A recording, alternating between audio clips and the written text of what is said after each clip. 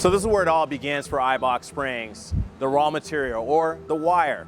We actually have 4 dedicated steel mills across the world from Japan, United States, Germany, and South Korea that actually make a special Eibach alloy for us, which is a very high tensile wire compared to most competitors that are out there making a similar type of product. We're going to go in and take a look at the first steps of how we actually make the coil spring. Now these large machines that you see here are our Matthews machines, designed by Eibach engineers in Germany, and they're kind of one of a kind for us. We take the raw material that you saw, basically the wiring, once then it goes to the hoppers, we lay it down flat on its back, and then our coil specialist will load it into the Matthews machine, and then once he gets that first coil done, he'll take it, measure out the free length, the diameter, and make sure it's right to spec as we have it drawn out from our engineers here at Eibach United States. So the next stage in our coil spring process, our pro kit process, is actually grinding.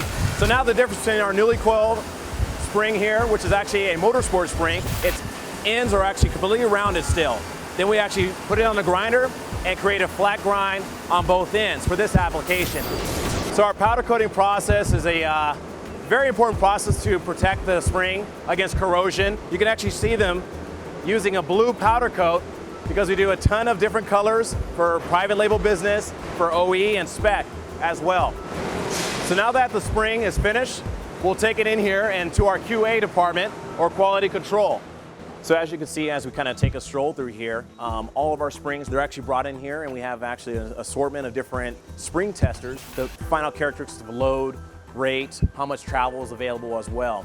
So all of our motorsport springs will actually be 100% tested to make sure that every spring passes. If a spring actually comes back defective or flawed in any sort of way, we have to actually scrap the entire lot, begin the whole process over again. So one of the other important ingredients that we use for our suspension setups here at Eibach Springs are our sway bars. Once again, we look at the raw material. We actually use both solid and tubular bars depending on application. Of course, for the more of the sports cars like the Mustang and the Camaros, we like to go with the tubular bars just to lighten up the suspension and the corner weight as well. So let's go ahead and take a look here. Andrew's got his fresh bar coming off the machine right now. And what Andrew's going to do now is take some measurements on the bar to make sure everything's asymmetrical.